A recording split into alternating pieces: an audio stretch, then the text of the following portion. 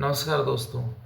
ये session particularly dedicated है students के लिए, स्टूडेंट्स के पेरेंट्स के लिए और जो हमारे भावी टीचर्स हैं उनके लिए। तो मैं रिप्रोडक्शन को एक बार थोड़ा सा छोटे से मैं एक्सप्लेन करूँगा, ज़्यादा नहीं करूँगा। It is a like a demo कि रिप्रोडक्शन क्या होता है। इसको प्रजनन तंत्र बोलते हैं। रिप्रोडक्टिव सिस्टम होता है ये अपने बॉडी के अंदर, जो बहुत ही इंपॉर्टेंट होता है। आज मेरा जन्म हुआ है या आपका जन्म हुआ है तो ये रिप्रोडक्टिव सिस्टम के थ्रू ही हुआ है। एक जनरेशन आप खुद भी जानते हैं कभी भी लॉन्ग लास्टिंग नहीं रहती है। अजर अमर अविनाशी कोई नहीं होता है। तो वो अपनी जनरेशन, अपने सेम काइंड ऑफ जनरेशन छोड़ के जाती है। जैसे मुझे मेरे पिताजी ने छोड़ा है, वो अभी अलाइव है।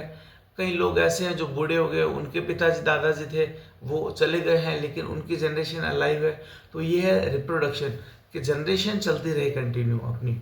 और अब हम बात करते हैं रिप्रोडक्शन जो होता है वो डिपेंड करता है दो चीज़ों पे, एक सेक्सुअल रिप्रोडक्शन, एक एसेक्सुअल रिप्रोडक्शन। ये एनिमल्स की बात करते हैं। एसेक्सुअल और सेक्सुअल एनिमल्स में होता है। एनिमल्स में नहीं, सॉरी, प्लांट्स में होता है। ये मेरी गलती है, प्लांट्स में होता है। एनिमल्स जो होते हैं, एनिमल्स के अंदर अलग अलग तरह की चीज़ें होती है, जैसे अंडे देना हो गया, है ना। और इंटरनल का इंटरनली, जैसे कई केंचो होता है, अर्थवॉर्म होता है, अर्थवॉर्म, लीच, ये जो होता है ये इंटरनल ये फर्टिलाइजेशन कर लेते हैं। इनका जो जाइगोट बनता है, जो सिंगल ऑर्गेनिज्म बनता है, वो ये अंदर के अंदर फर्टिलाइज कर लेते हैं।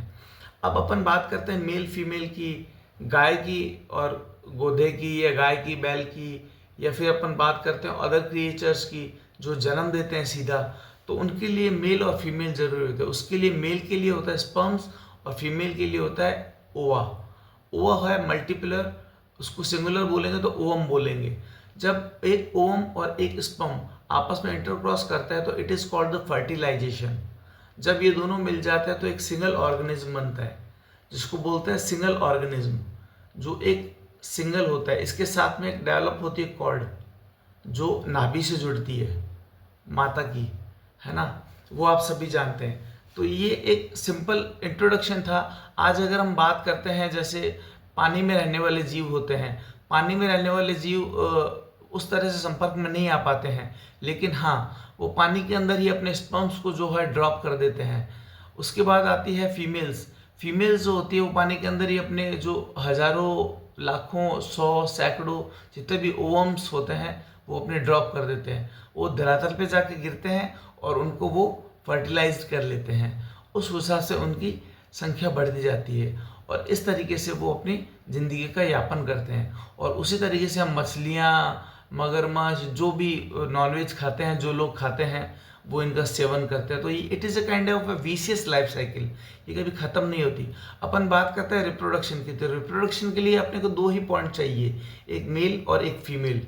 हमने बात करी अभी दो की ही पर्टिकुलरली, एक मेल और एक फीमेल, स्पर्म एंड ओवम, ठीक है। फर्टिलाइजेशन इससे होगा, उससे बनेगा जाइगोट, जाइगोट से फिर मल्टी डिवाइडेशन होगा। मल्टी डिवाइडेशन में आपके ट्विंस भी हो सकते हैं, वंस भी हो सकता है, थ्राइस भी हो सकता है, दैट डिपेंड्स, वो हम आगे बात करेंगे। अब हम बात करते हैं रेप्टाइल्स की। रेप्टाइल्स हो गए, बर्ड्स हो गए, ये अंडे देते हैं, है ना। इनमें भी टू, एक मेल्स होता है, एक फीमेल होता है, दोनों अलग अलग बॉडी पार्ट्स में होते हैं, दोनों के फीचर्स अलग अलग होते हैं। इनका फर्टिलाइजेशन होता है। इनका फर्टिलाइजेशन होने के बाद में ये एग जो होता है, एग हैच होता है। एग हैच होने के बाद में ये अंडा बच्चे को उत्पन्न करता है। अब इनके जो माता पिता रहे वो तो इस विसिनिटी से चले गए, लेकिन इन्होंने अपनी जनरेशन छोड़ दी। तो this is called the reproduction. What is the reproduction, what is the प्रजनन तंत्र? ये सिर्फ एक जनरेशन को चलाने के लिए प्रकृति ने हमें दिया है, जो एक साइंस का पार्ट है, रिप्रोडक्शन। और इसको मैंने आपको शॉर्ट में समझाया है। अगर आप समझ गए हैं तो बहुत ही अच्छी बात है। मैं इसको इलेबोरेट भी करूँगा कल।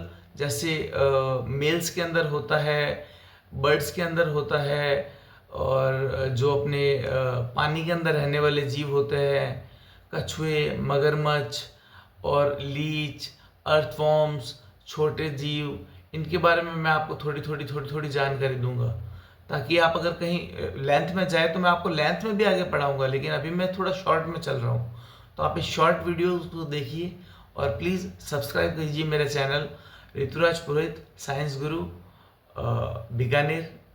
And I am BSc graduate, MBA graduate, having 17th years of experience in pharmaceutical industry. Having complete knowledge of science, but मैं बिलीव ये करता हूँ कि बच्चों को जितना ज़्यादा सिंपल लैंग्वेज में समझाया जाए। आज मैंने बोला फर्टिलाइजेशन, हिंदी मीडियम वाला फर्टिलाइजेशन नहीं समझ पाएगा, उसको तो हिंदी में ही समझाना पड़ेगा।